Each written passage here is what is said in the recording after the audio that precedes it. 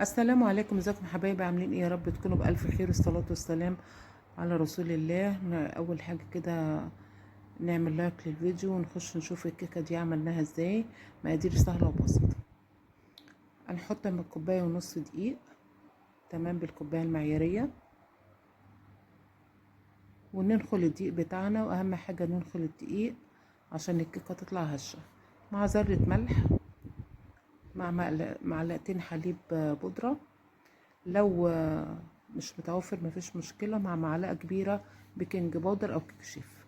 معانا 3 بيضات بدرجة حرارة الغرفة، مع فانيليا، مع معلقة خل، مع كوباية الا ربع سكر، كوباية الا ربع زيت، تمام كده، وكوباية الا ربع حليب، تمام. وابتدي بقى ايه، اخلط المكونات بتاعتنا كده لحد ايه ما السكر فيها يدوب وتتجانس كلها مع بعضيها، تمام كده. نضربها يعني شوية حلوين.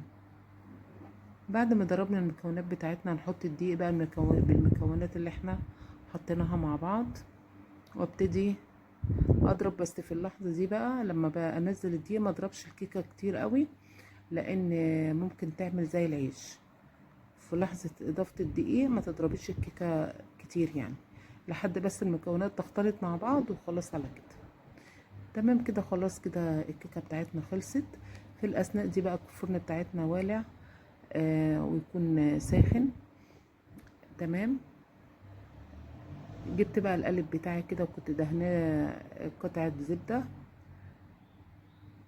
انزل بقى بالكيكة بتاعتي بالشكل ده كده. سهلة جدا وطعمها مش قادرة اقول لكم تحفة، تمام. واحطها بقى على الرف الوسطاني.